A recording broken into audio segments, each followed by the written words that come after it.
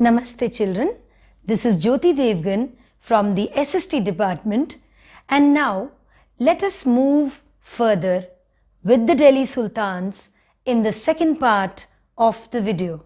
Now in the early 13th century, the control of Delhi Sultans rarely went beyond the heavily fortified towns occupied by the garrisons. The sultans, they seldom controlled the hinterlands of the cities, and therefore they were dependent upon trade, tribute and plunder.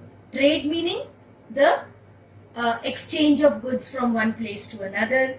Tribute means gifts, and plunder means whatever they used to loot and plunder. Now, controlling these garrison towns became very difficult in Bengal and Sindh from Delhi. Now, campaigns started along the internal frontier of the Sultanate and wanted to consolidate the hinterland and the garrison towns. Now, there was rapid increase or rather expansion that occurred during Ghiyasuddin Balban, Alauddin Khilji and Muhammad bin Tughlaq. They started consolidating the hinterlands of Ganga, Yamuna, Doab, the area between Ganga and Yamuna, and hence in order to control this area, these areas were given to the peasants for farming. Peasants meaning the farmers. Now, new fortresses and towns were established to protect the trade routes and to promote the internal regional trade. Now, second expansion, it occurred and it led to a military expedition in South. Army captured horses, elephants and slaves. Now coming over to Alauddin Khilji's expansion and campaigns. Now he started from Delhi and he started a campaign to Gujarat, then from Delhi to Devagiri, then from Delhi to Ranthambore, from Delhi to Warangal. All these places had been conquered, and again Alauddin Khilji, he kept going in for these campaigns. Now coming over to the mosques and masjids. Now Quwwatul Islam Mosque and Minaret, it was built during the last decade of the 12th century. This was the congregational mosque of the first city built by Delhi Sultans. Congregational means बहुत सारे लोग एक साथ होके वहां पर pray करते थे. Then coming over to the Begumpuri Mosque by Muhammad bin Tughlaq. It was the main mosque of Jahanpanah, sanctuary of the world, his new capital in Delhi. Now I'll show you the pictures of these also. This is Quwwatul Islam.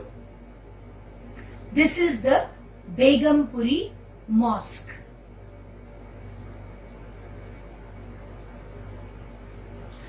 Now the members chose the most respected learned males as their leaders, who were also known as imams.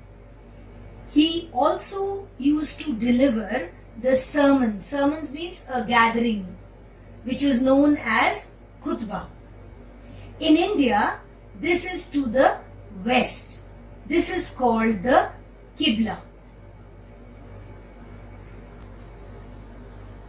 Now during the prayers, the Muslims stand facing Makkah, right? In India, this is to the west. This is called Qibla. Now, talking about the Delhi Sultans, they built several mosques in the city all over the subcontinent also. Coming over to the Maut Ki Masjid, which was built in the reign of Sikandar Lodi by his minister. Now, many mosques had been built during this time. Now, switching over to the Khiljis and the Tughlaq dynasties. The early Delhi Sultans, they specially favored Iltutmish and they specially favored their slaves. They rather, they used to trust more on the slaves rather than their own children. And they were known as Bandagan. In Persian political offices, they were very trustworthy. Now they continued to use the Bandagan and they also raised people of humble birth who were often called their clients and they were raised to high positions.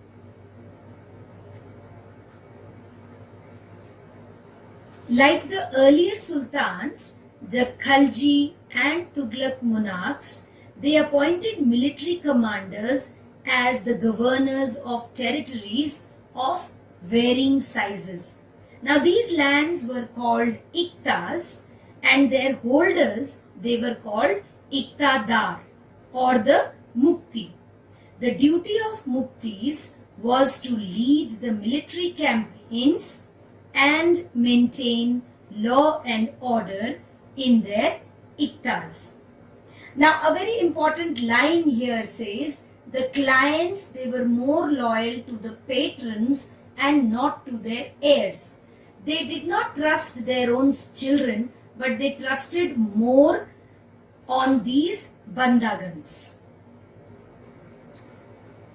Now these clients were very loyal to the patrons, not to the heirs. I've already told you. The new sultans had their own servants. Now whenever a new sultan used to come, they used to have their own servants. Then conflict started between the new and the old nobles. Obviously, whoever would come to the throne next would trust more on his own servants rather than the previous servants. Now Muhammad bin Tughlaq, he appointed Aziz Kumar, Firoz Hajjam, Manak-e-Tabak and two gardeners, Lada and Pira, to very high administrative posts. Now talking about the military commanders, as I told you earlier also, the lands were called Iktas and their holders were called Iktadars or Mukti, led the military campaign and collected revenue as salary and collected taxes only by the state. Now talking about the Muktis. Now who were these Muktis? They were accountants who were appointed by the state to check the amount of revenue which was being collected by the Muktis, right? Now care was taken that the Muktis were appointed to collect the taxes, right? And special accountants were there to monitor them. The rights of the local chieftains to levy taxes were cancelled and they were also forced to pay the taxes. Now there were basically three kinds of taxes during this time. One was on the cultivation, that is called the kharaj, and it amounted to almost 50% of the production of a peasant. Whatever the farmer used to produce, 50% of that had to be given as kharaj, that is the tax. Second tax was on the cattle and the third tax was on the houses. Switching over to the Mongols. Now, the Mongols had an eye over India, and they wanted to invade India and loot and plunder and take the wealth from here.